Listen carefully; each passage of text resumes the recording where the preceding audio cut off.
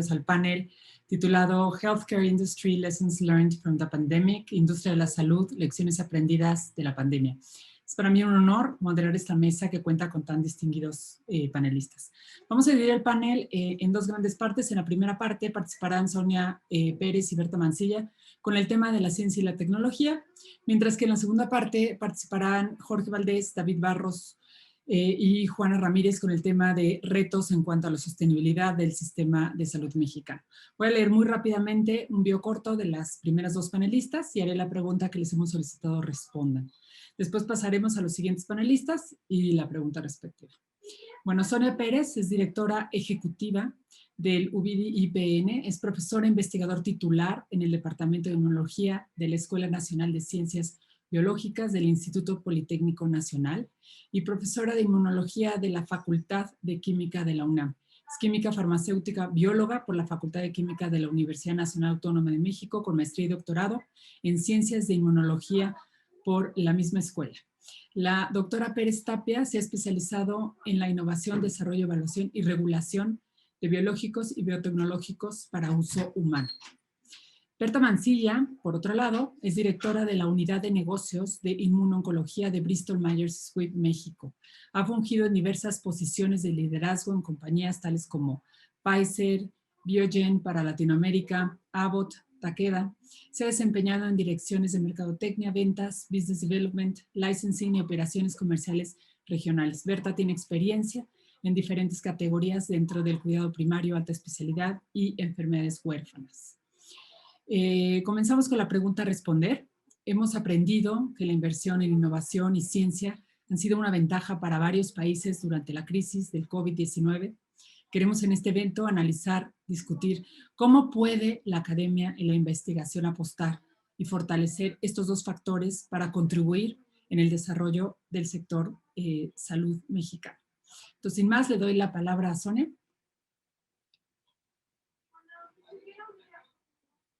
No se escucha, Sonia. Tienes que... Muchas gracias, Graciela. Muchas gracias por la invitación a conversar con ustedes en este panel. Cuando yo analicé la pregunta que íbamos a contestar en estos minutos, pues francamente, definitivamente la inversión en innovación y en ciencia han sido apabullantes a nivel mundial. El último reporte de la OCDE nos deja ver la cantidad de billones de dólares que han salido para fondear proyectos desde gobiernos en diferentes países. Y pues bueno, no hablar sin sumar la inversión que se ha hecho al desarrollo de vacunas. Desafortunadamente esta situación en México no se ha dado. Hay que ser completamente realistas. La inversión en ciencia básica y el apoyo a gobierno en nuestro país pues no se dejó sentir con la misma fuerza que en otros países. Si acaso durante el 2020 no más de 150, 160 proyectos de investigación básica fueron apoyados por el CONACYT o por la Secretaría de Relaciones Exteriores, y cuando uno hace la cuenta con respecto a la cantidad de recurso invertido, pues no llegamos ni a 50 millones de dólares públicos que conocemos. Ahora, si quitamos este panorama tan triste de cómo vemos la inversión en México desde la academia en ciencia, creo que sin duda la pandemia nos ha despertado a los científicos y a la comunidad científica que trabaja en instituciones públicas las áreas de oportunidad y la mejor forma de colaborar y aportar al ecosistema de innovación, de ciencia e innovación de nuestro país. Sin duda nosotros durante la pandemia identificamos cuáles eran nuestras necesidades en ciencia, qué teníamos que hacer. La generación de dispositivos médicos, la generación de reactivos para diagnóstico, ya no hablemos de la generación de vacunas, pero definitivamente tenemos una dependencia tecnológica al 100% del exterior. No porque en México no existan las competencias técnicas o la infraestructura para hacerlo, sino porque seguimos desarticulados en la parte de ciencia básica con la generación de productos y servicios. Entonces, al analizar de qué manera podemos, pues, con nuestras carencias en inversión, subirnos a esta ola tecnológica que hay en innovación a nivel mundial, yo creo que México tiene la competencia y tiene los científicos y los prototipos para desarrollar, pero necesitamos articular de una vez y por todas la comunicación entre la ciencia básica y el desarrollo de productos. Los ejemplos de éxito han sido pocos en nuestro país para llevar productos y servicios desarrollados en nuestro país al 100%, pero creo que es el momento de hacerlo y es el momento también de que la inversión privada entre al desarrollo de tecnología, de ciencia en nuestro país. Definitivamente los números no benefician a la ciencia básica y de innovación en México, pero creo que sí podemos articularnos a esfuerzos internacionales y a esfuerzos en conjunto con grandes empresas que puedan estar haciendo la inversión o que puedan sustituir o aportar el recurso que se necesita para hacer ciencia e innovación en nuestro país. Muchas gracias. Muchísimas gracias, Sonia. Yo creo que quizá tenemos un par de minutitos. Si pudieras comentarnos cómo crees tú que se podría dar esta articulación, porque efectivamente no solo en el sector salud, sino en todos los sectores la ciencia ha sufrido un golpe muy grande, sobre todo en estos últimos años. ¿Cómo sugieres tú que se pudiera dar esta articulación con la iniciativa privada?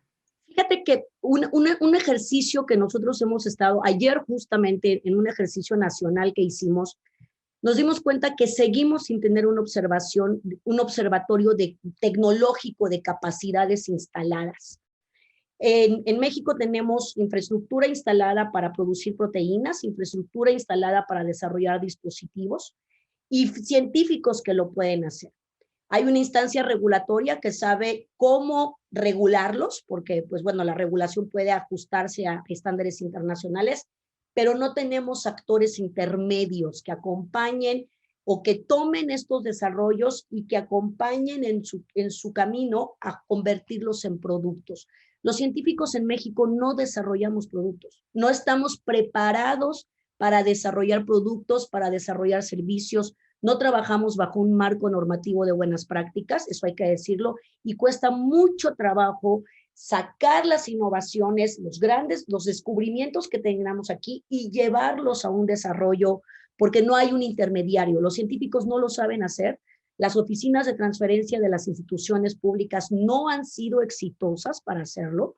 CONACYT tampoco es una figura que esté formada para eso. Necesitamos generar un intermediario eficaz para poder llevar esto al mercado, porque ahí es donde estamos fallando completamente y por eso la inversión no llega como debe de llegar. Hay que ser realistas. ¿Y a quién sería, Sonia, a quién le correspondería generar esa intermediación? No hay una figura en México. En otros países, por ejemplo, ¿quién lo hace? En otros países lo hacen inclusive instituciones creadas con capital privado y capital de gobierno para acompañar ese camino. En México todavía tenemos el prejuicio de generar empresas con base tecnológica. No hemos terminado de madurar nuestra ley de ciencia y tecnología para permitir un camino fácil de la innovación de las instituciones públicas al mercado. Hay que recordar que más del 90%, más del 95% de la ciencia que se hace en México es dentro de instituciones públicas. Entonces, eso ha impedido totalmente la generación de empresas con base tecnológica y creo que es el momento de generarlas por fin, ¿no? Entonces, si no existe en México, que economía no lo puede hacer, CONACYT no está dentro de sus competencias, COFEPRIS no les toca hacerlo, COFEPRIS, o sea, COFEPRIS es regular, él tiene que evaluar. Entonces, realmente creo que tenemos que ser creativos en crear un organismo que sea este intermediario entre lo que tenemos en las instituciones y los productos que podemos desarrollar. Muchas gracias, Sonia, por tu participación. Muchas gracias a ustedes. Sí, le voy a dar ahora la palabra a Berta Mancilla, por favor. Sí, muchas gracias. Bueno, desde esta parte de la industria farmacéutica, sin duda, debemos continuar. Se escucha un poco mal. No sé si te puedas acercar un poco más al micrófono. Gracias. Sí. ¿Aquí me escuchan mejor? Ok. Bueno, pues desde la industria farmacéutica debemos continuar invirtiendo en mayor innovación en nuestras terapias, dispositivos médicos, procesos de diagnóstico o de producción, ¿no? Permítanme compartirles que en el caso particular de la empresa donde yo laboro, Bristol Myers Squibb, estamos muy contentos porque en 2021 cumplimos 75 años en México. ¿A dónde voy? Bueno, nosotros desde el primer día hemos tenido un compromiso inquebrantable con la innovación en salud a través de la ciencia, ¿no? Esto es algo que está en nuestro ADN y es parte de nuestro día a día. Ahora bien, la pandemia por COVID-19 ha hecho que el 2021 sea un año de transición, ¿no? Y bueno, como un ejemplo de esta transición y de lo que se ha desarrollado de manera acelerada, es la digitalización, el servicio al cliente en línea, pues toda la reinvención de la cadena de suministro y no digamos el tema de inteligencia artificial para mejorar las operaciones, ¿no? En el caso de salud tenemos dos muy buenos ejemplos, que es telemedicina y biofarmacia, ganando territorio en otros países, pero como bien lo comentaban hace un rato, el tema del marco regulatorio tiene que desarrollarse para que realmente tome otra velocidad y podamos apalancarnos de estos beneficios. Cuando hablamos también de esta pandemia y de la innovación durante esta pandemia, efectivamente la industria farmacéutica o el sector farmacéutico pues tiene un compromiso con los pacientes para poder desarrollar alguna solución de algo que hasta hace poco era desconocido, pero no podemos dejar de lado otro tipo de padecimientos graves, crónico-degenerativos, en donde seguimos invirtiendo en investigación y desarrollo, ¿no? A nivel nacional o a nivel internacional. Tan solo la OMS, en el caso de cáncer, está proyectando 9.8 millones de muertes por temas relacionados a cáncer para 2021. Entonces, con esto yo les quiero comentar que particularmente en México, pues la innovación también tiene que ir de la mano del método de agilidad. Es decir, que la rapidez para comprar una vacuna, importarla, operar, transportar, acceder o dar acceso a esta vacuna o aplicarla en sí, pues debe tomar una prioridad nacional en lo que en todo el sistema de salud debería estar integrado. Un ejemplo también de la compañía de BMS o Bristol Myers Squibb en cuanto a agilidad en innovaciones, que nosotros no estamos deteniendo la investigación por temas de pandemia, ¿no? Tenemos nuestros grados de complicación, pero no la estamos deteniendo. Actualmente tenemos 40 estudios con terapias para oncología, inmunología, hematología, cardiovascular o bien fibrosis, que le dan cabida en participar a 300 pacientes en aproximadamente 80 institutos, tanto de la parte privada como la parte de gobierno. En cuanto a innovación, no solamente se requiere aplicar un método de agilidad, sino que también trabajar de la mano de expertos nacionales e internacionales. En este sentido, tan solo en los últimos 5 años, nosotros como ejemplo hemos invertido 60 millones de dólares en investigación clínica a nivel nacional y más de 4.800 millones de dólares a nivel internacional. Con esto, y resumiendo, hay puntos muy interesantes que discutir alrededor de la innovación, alrededor de no detenernos por otras situaciones y sobre todo está el tema de que así como está el ejemplo de BMS, hay muchas otras compañías que sí están haciendo estos esfuerzos. Probablemente es algo que no se ve o algo que no se nota o que está muy bien definido dentro de la industria, sin embargo, sí se ha mantenido y sí va a continuar, porque así también lo requieren los sistemas regulatorios, ¿no? En conclusión, la apuesta por fortalecer la investigación de manera ágil, pues toma mayor relevancia para contribuir en el desarrollo del sector de salud en México. Sí, muchas gracias, Berta, por tu participación. Quisiera hacerte dos preguntitas antes de pasar al segundo panel. Primero es, ¿qué tipo de cooperación hacen ustedes desde su compañía con institutos de investigación en México? ¿Y qué posibilidad hay de que haya más? O sea, creo que, como hemos visto, los recortes del gobierno, al CONACYT y a las fuentes tradicionales de financiamiento para hacer investigación, pues han sido muy, muy fuertes.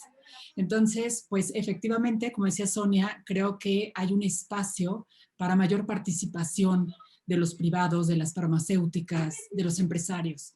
Entonces, si tienen, no sé, alguna ruta, algún plan que hayan seguido hasta ahora y nuevos planes hacia el futuro para integrar y apoyar más la investigación que se hace en los centros de salud. Eso sería una pregunta específica. Luego, por otro lado, uno de los resultados que hemos tenido en el seguimiento que hemos dado en la Universidad Iberoamericana a los impactos del COVID es que 15% de pacientes diagnosticados con enfermedades crónicas, ya sea diabetes, cáncer, etcétera, ha interrumpido en este último año su tratamiento. Y esto lo ha hecho por dos razones. Una, básicamente por miedo a contagiarse, y otra, porque se interrumpió el servicio. Entonces, pues, ¿qué tipo de acciones se pueden hacer desde su lado para que el golpe no sea tan fuerte, sobre todo en este tipo de pacientes? Gracias. Sí, mira, 2 minutos. Gracias. Perfecto. En cuanto a continuar con investigación, definitivamente nosotros no vamos a detener esta inversión, la vamos a seguir haciendo de la mano de investigadores locales. Eso no va a detenerse, incrementarse, bueno, definitivamente no te lo podría yo asegurar, pero no vamos a parar la investigación clínica en México y así seguramente vas a tener muchos otros ejemplos de la industria farmacéutica. Lo que hace un rato comentaba con Sonia y me parece congruente, a veces es el tema de la experiencia de los científicos para poder hacer esa transición o transferencia de metodología para poder construir un proyecto o una operación comercial, ya sea pública y privada. Creo que es en esa parte en donde tendría que haber más colaboración. Yo tengo entendido que existe un programa que se llama Spark en el Instituto Nacional de Nutrición, en donde he trabajado, y me parece que Sonia lo conoce también muy bien, en donde hemos tratado, se detuvo un poco por la pandemia, pero hemos tratado de manera gratuita, tanto directores como dueños de laboratorios mexicanos o internacionales, participar para poder llevar de la mano a estos investigadores y que sus ideas puedan hacerse realidad, ¿no? Entonces son como dos vertientes. Una es la investigación y desarrollo que seguramente va a continuar y que no se detiene porque, dicho sea de paso, pues se tiene que tener como requisito regulatorio, lo pide COFEPRIS, y la otra es sí apoyar y dar mucho más impulso, mucho más conocimiento y mucho más educación a los investigadores para que sus ideas puedan ser realidad, porque también nos ha tocado ver a través de este programa que inclusive hay personas que están interesadas en la idea o en la patente, pero no en continuar la otra parte del desarrollo y de educación de los investigadores. Perdón, muchas gracias, Berta. No, gracias a ti. Y con respecto al tema de salud, es entendible, el acceso ha sido complicado por los temas de salud, sobre todo en pacientes con cáncer. Sin embargo, lo que sí hemos aprendido es que se han desarrollado ya al día de hoy varios institutos que tienen áreas especiales de infusiones y evidentemente las clínicas oncológicas han sido la solución para muchos otros pacientes. Gracias. Sí, muchas gracias, Berta. Vamos a dar paso a la segunda parte del panel. Voy a leer rápido el bio corto de cada uno de los siguientes 3 panelistas. Jorge Valdés, que es decano de la Escuela de Medicina y Ciencias de la Salud del Tecnológico de Monterrey, del TEC Salud. Es cirujano, egresado de la Facultad de Medicina del TEC de Monterrey, también egresado del Instituto Oftalmología Fundación Conde de Valencia, de la UNAM, especialista en oftalmología y con subespecialidad en córnea y cirugía refractiva. Obtuvo el grado de maestría en Artes de Ciencias Médicas de la Facultad de Medicina de la Universidad de Boston y una beca de Cornea Research Fellowship aceptada en la Academia Mexicana de Cirugía. Obtuvo también su doctorado en la Universidad de Oviedo. David Barros Sierra, jefe de la División Operativa, Dirección de Prestaciones Económicas y Sociales del Instituto Mexicano de Seguro Social, socio fundador del laboratorio en Madrid, España, y cofundador de Casa Damiana en Washington, Estados Unidos. Es médico por la UNAM y maestro en salud pública en la Escuela de Salud Pública de Harvard. Ha trabajado con Médicos Sin Fronteras, coordinando proyectos con instituciones reconocidas como FunSalud y la Universidad de Berkeley. Y finalmente, Juana Ramírez, CEO del grupo Sojin. Juana Ramírez es la CEO y fundadora de Sojin, colombiana de nacimiento y mexicana por decisión. Es psicóloga, tiene un MBA en estudios de alta dirección en el IPADE. Durante 12 años trabajó en el sector público, hospitales privados y laboratorios y fue de las mujeres más poderosas en Forbes 2016. En 2009 fundó Sojin, una empresa que atiende y acompaña pacientes en enfermedades crónico-degenerativas como el cáncer y la esclerosis múltiple. Y la pregunta a responder para estos panelistas es si la pandemia COVID-19 logró convertir la atención médica en una prioridad para la calidad de vida y el desarrollo económico sostenido. ¿Cómo puede el sector salud seguir trabajando en conjunto para construir soluciones económicamente sostenibles para el sistema de salud mexicano? Y sin más, le doy la palabra a Jorge. Muchas gracias, Graciela. Un placer estar aquí compartiendo con los colegas. Sí, bueno, a pesar de ser un evento terrible, la pandemia, y con grandes consecuencias en diferentes ámbitos políticos, sociales y evidentemente en el ámbito de la salud, también abre la oportunidad, ¿sí? Los retos mismos generan oportunidades, ¿no? En el sector salud en particular, ahora tiene que el aprovechamiento de estas situaciones, de estas coyunturas, tiene que ver con el nivel de organización que se tenga en las diferentes instituciones y qué tan preparadas están para responder a estos retos. Y eso genera grandes oportunidades. Déjenme usar el ejemplo de nosotros, TechSalud, que es una unidad funcional del Tecnológico Monterrey. Si bajo ese amparo ponemos todo lo que tenemos de salud, es decir, la Escuela de Medicina que yo dirijo, los hospitales, la fundación que tenemos, los centros de investigación. Lo primero es que nosotros creamos un plan estratégico para responder a la pandemia. Primero, la emergencia sanitaria, que es nuestra primera obligación, y junto con también el tema de la continuidad de nuestros procesos educativos, que es nuestro core business, como diríamos, y lo que va junto con toda actividad de medicina académica, ¿no? La investigación que ahorita te mencionaba. Somos de esas poquitas organizaciones de la sociedad civil que hacen investigación, que mencionaba ahorita Sonia. La mayoría son instituciones públicas. Ese ya entra, es un signo muy malo. Es decir, cuando solo la investigación está en el sector público, no tiene este dinamismo, lo podemos, o sea, se hace lo que se requiere, pero la otra contraparte requiere hacer mucho más en ese sentido. Desde muy el inicio, nosotros nos organizamos, ya veníamos colaborando con el sector público, nuestro modelo educativo en el ámbito de salud, generamos el programa multicéntrico, por ejemplo, de especialidades médicas. Nuestro gran socio es los servicios de salud del Estado de Nuevo León, por ejemplo, y tenemos en algunos otros lugares donde tenemos ejemplo. Entonces, eso nos ha permitido abrir la posibilidad de esta interacción en el tratamiento de los pacientes. Ahora, en el caso de nosotros, tomamos decisiones que al principio parecían muy drásticas, pero fue, por ejemplo, dedicar todo un hospital a la atención de COVID.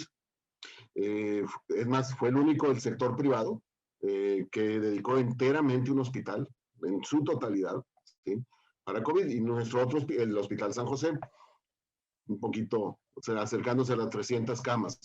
El otro hospital, el Hospital Zambrano, fue dejado como hospital general con especialidades. ¿Por qué lo menciono?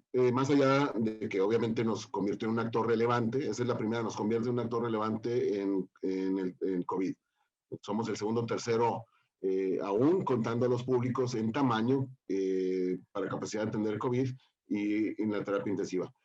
¿Qué es lo segundo que hace? Al ser un actor relevante, abre oportunidades de colaboración, ¿sí? Justo ayer se anunciaba en los medios esta vacuna CureVac que se va a empezar a probar. Nosotros, junto con el Instituto Nacional de la Nutrición, entonces te empiezas el que tomes ese tipo de decisiones muy estratégicas que implican sus elementos de riesgo, te sales de la zona segura tradicional. Es decir, ¿qué hicieron la mayoría de los hospitales en el sector privado? Designaron solo un porcentaje de camas para esto. No hicieron esta apuesta ante esta coyuntura, ante este riesgo. Entonces, empieza a generar investigación. A lo mejor es investigación, como me mencionaba ahorita, de ensayos clínicos, ¿sí? Pero nos pone luego en la vanguardia. ¿Y por qué podemos estar ahí también?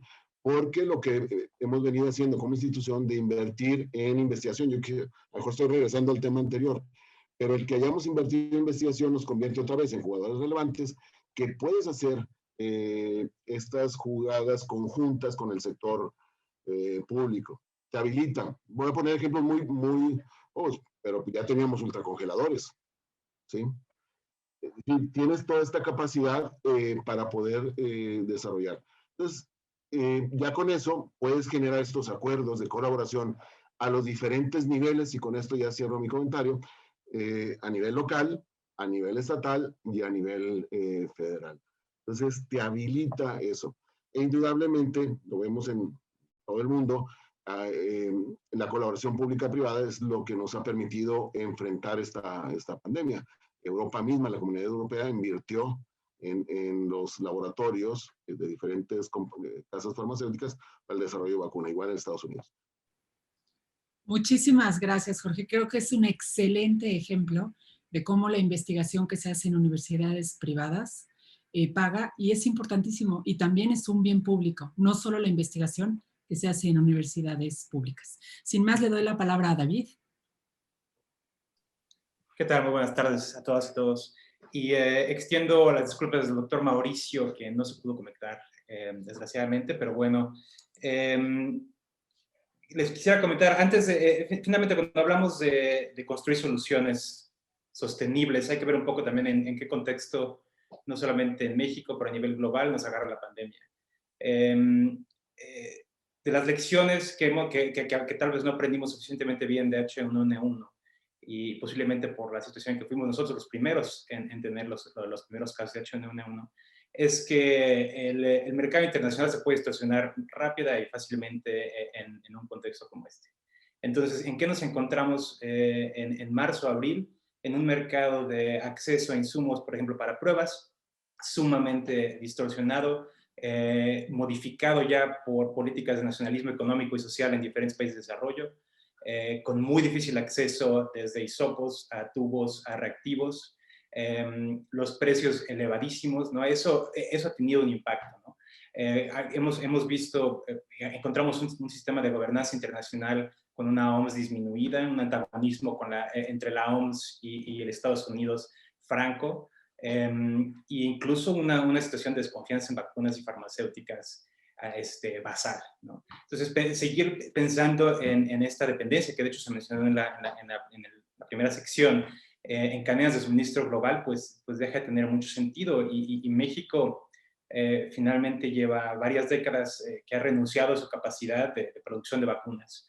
Y eso ¿qué ha conllevado? A una pérdida de soberanía sanitaria y con una franca disminución del empoderamiento de la seguridad nacional. Bajo este contexto, creo que unimos estas dos nociones, ¿no? Innovación y ciencia, así como construcción de soluciones económicamente sostenibles. Tenemos que invertir en este tipo de producción, de innovación de productos médicos, de vacunas, porque estamos viendo que no podemos depender de las cadenas de suministro a nivel global. Por otra parte, también vemos que, como se mencionó también, la ciencia en México, pues estamos en un momento de una ciencia reformada, sin un proyecto claro en puerta. Y sabemos históricamente, tanto en México como en otros países, que el financiamiento público finalmente es un catalizador para el desarrollo de soluciones. Como bien mencionó Sonia Pérez, finalmente sí necesitamos ese intermediario, pero también se requiere ese inicio que catalice la actividad de innovación e investigación primaria. Por otra parte, también encontramos en México una situación de fragmentación del sistema de salud, no es nueva, pero pero podemos ver cómo que sí tiene un daño, ¿no? En la prestación de servicio. Es difícil coordinarla. Lo hemos vivido todos los días. Cada vez que sale la vespertina nos entregan los datos, sabemos que parte del sesgo, del rezago que hay en los datos es porque el sistema está sumamente fragmentado. No solamente en nivel de atención, pero estructuralmente la arquitectura de transmisión de información.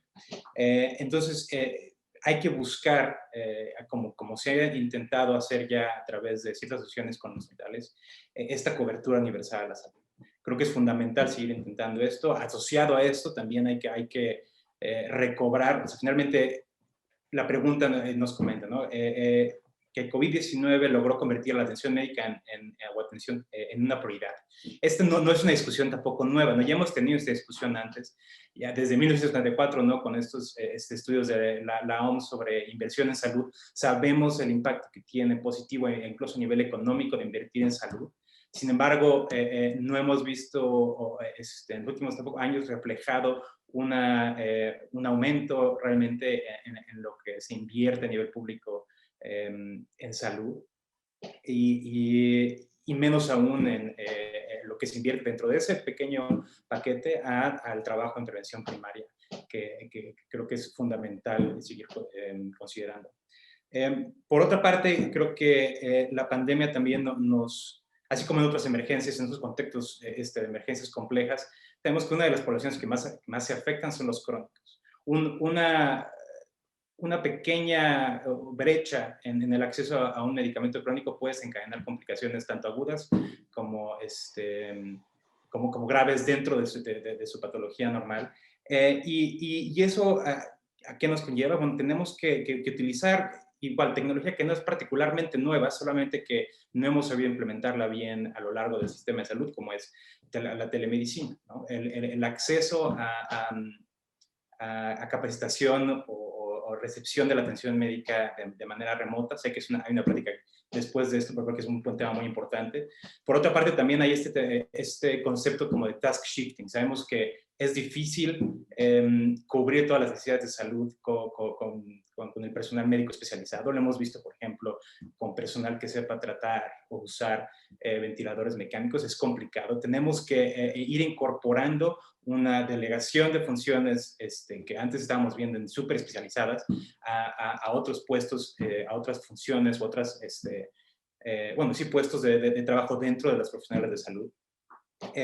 Creo que podemos seguir aprovechando, por ejemplo, dentro del IMSS, aquí en la Dirección de Prestaciones Económicas y Sociales, tuvimos bastante éxito con estos cursos en línea IMSS, los CLIMS, que de hecho desde el inicio lo abrimos en marzo y hasta la fecha llevamos como 12 millones de inscritos que han terminado estos cursos. Hay que seguir fomentando este tipo de educación masiva y en línea. Y por otra parte, regresando al tema como de transferencia de información, adelante, un minuto.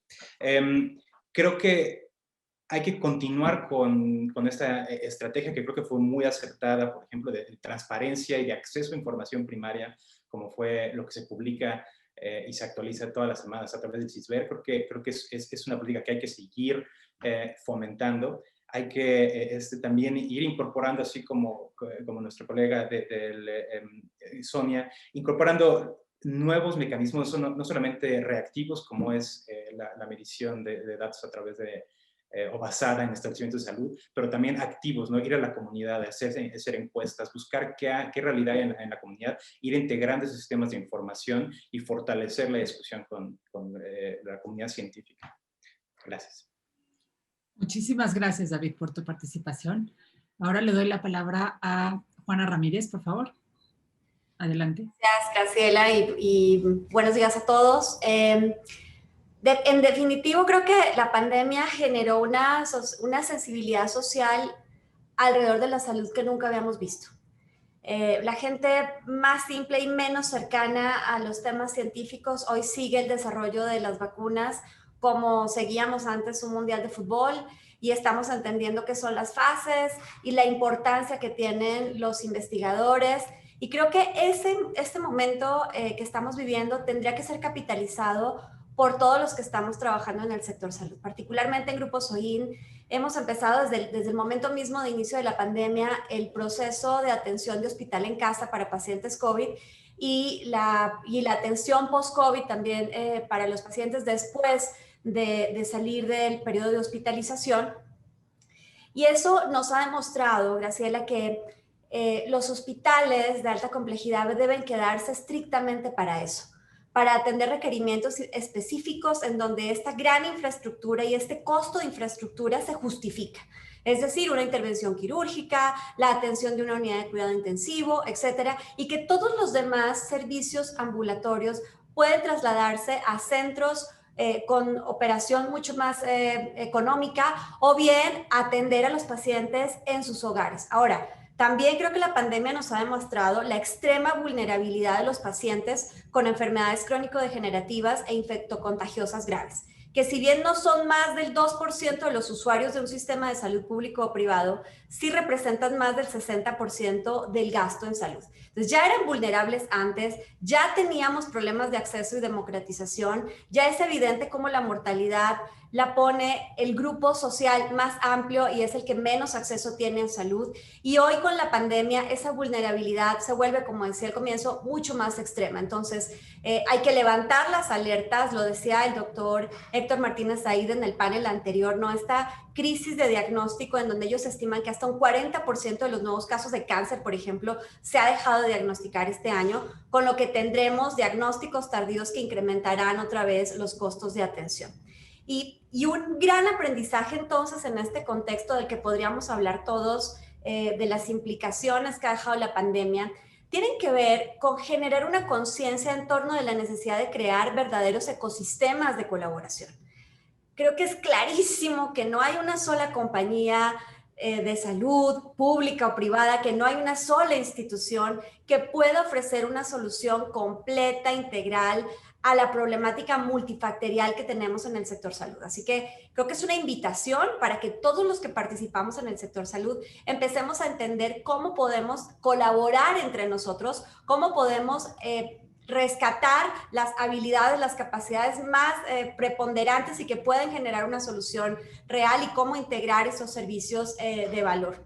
Y creo que también una de las conclusiones, Graciela, es insistir en la vinculación público-privada. Sabemos que hoy existe una resistencia que tiene razones muy profundas también, pero que no por eso tenemos que dejar de insistir en que los problemas se resuelven mucho mejor cuando podemos trabajar en equipo. Lo decía el doctor Valdés al comienzo, la experiencia que ha tenido TecSalud atendiendo pacientes públicos. Sé que han atendido más del 12% de todos los pacientes COVID del Estado, sin hacer una diferenciación entre si estamos hablando de un paciente público o privado. Entonces, creo que hay contadas experiencias positivas de cómo esta integración, el acuerdo que hizo la Asociación de Hospitales Privados al comienzo para atender, desahogar un poco la atención de pacientes que no se estaban pudiendo atender en el sector público, y también, por supuesto, el valor que tiene la introducción de la tecnología en la atención remota de los pacientes. Sin embargo, aquí pongo una salvedad. Hace un par de semanas tuve la oportunidad de participar en un panel con dos secretarias de salud, la Secretaría de Salud de Tamaulipas y la de Quintana Roo.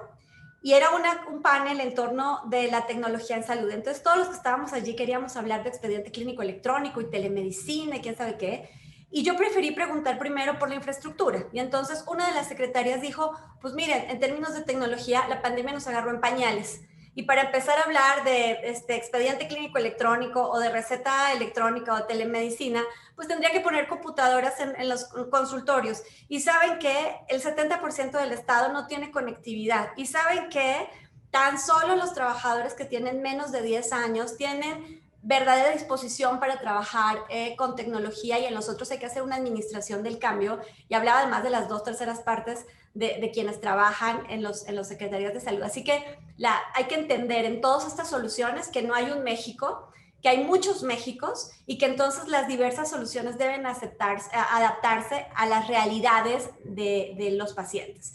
Y cerrando mi respuesta para ti, creo que en esta misma conciencia de que tenemos que generar ecosistemas de salud en los que todos colaboremos y participemos, en ese mismo sentido habría que volver a enfatizar que el único protagonista de ese ecosistema tiene que ser el paciente, sus necesidades y los profesionales en salud, porque para la gran mayoría de la población en México, hasta antes de la pandemia, Ni siquiera sabíamos si los médicos tenían o no cubrebocas o si tenían las condiciones adecuadas para trabajar. En síntesis, aprovechemos la coyuntura de la sensibilidad social que existe hoy alrededor de la salud y convirtámonos todos desde nuestras trincheras en voceros adecuados de cómo podemos avanzar entre todos a un mejor sistema de salud. Muchísimas gracias, Juana, por esta reflexión. Creo que sin duda hablas de las realidades que tiene México en términos, pues, de infraestructura, sin duda de tecnología, que eso se ve en todos los ámbitos, no solo en el ámbito de la salud, en el ámbito de la educación. Mucho de las desigualdades y brechas que se siguen abriendo ahora en el sector educativo es justamente por esta falta de infraestructura. Pero bueno, vamos muy rápidamente a algunas preguntas que justamente tienen que ver con esto que han tocado todos, o sea, desde Sonia, Juana, y yo creo que de alguna manera todos lo han tocado, pero desde su trinchera, ¿qué mecanismos podrían implementarse para agilizar estas colaboraciones que sin duda son importantísimos? No se necesita como un champion, ¿y quién podría ser? No sé quién quiera contestar, no sé si empezamos con Jorge, Sonia. Sí, yo con mucho gusto. Yo creo que desde mi trinchera, que estoy en una trinchera pues bastante sui generis, porque a pesar de ser institución pública, nosotros hemos incursionado ya en la vinculación muy fuerte con la industria. Hasta tenemos un grupo de más de 187 personas, todas contratadas por servicios profesionales. O sea, generamos recursos, ¿no? Pero yo creo que desde mi trinchera, ¿cómo podría mejorar esto? Sin duda es disminuir la burocratización de las vinculaciones. El Estado mexicano, las instituciones públicas son extremadamente burocráticas para vincularse. Y si logramos hacer un contacto ágil, tanto con la industria que necesita de nuestros servicios como infraestructura o asesoría, como de la industria que pudiera, o de los inversionistas que pudieran estar interesados en acompañar nuestros desarrollos, sin duda la disminución de la burocratización sería exitosísima. El quitarnos pasos intermedios que a veces se vuelven, parece mentira, pero el desánimo de muchos inversionistas se da por el número de personas y de documentos y de burócratas y de tiempo que se lleva establecer una vinculación efectiva con las instituciones públicas. Yo creo que eso sería ideal. Muchas gracias, Sonia. Jorge, ¿quieres comentar algo? Sí, muchas gracias por la oportunidad. Empezaría muy breve diciendo que lo primero es un cambio cultural. Tenemos una enfermiza fijación en denominar todo público y privado. Y incluso a niveles ridículos, ¿no? Me ha tocado en la televisión que dicen una universidad privada y no quieren decir el nombre porque igual están promoviendo, ¿sí? El TEC, la Ibero, lo que sea. Pero luego los oyes decir Harvard o Stanford o, sí, claro. ¿sí? Son privadas, ¿sí? Pero es más, hubo momentos en que algunas de nuestras entidades becaban a los alumnos para Harvard, para Stanford, pero no para nuestras universidades privadas nacionales. De ese tamaño es esta fijación que tenemos muy decimonónica de lo público y lo privado. Cuando las sociedades donde se han logrado estas colaboraciones se desaparecen, nadie se anda preguntando si Harvard es privado o la Universidad de Massachusetts es pública. Y de hecho, cuando entras a las dinámicas de las universidades públicas, son igualitas que las privadas. Tienen un porcentaje más pequeño, como la tienen aquí también, de presupuesto del Estado, y lo demás lo consiguen hacia afuera. Y Sonia apuntó que quisiera yo resaltar, es cómo quitamos obstáculos. Es decir, la siguiente es cómo quitamos obstáculos para facilitar. Y una tercera, y con esto cierro el comentario, alinear incentivos.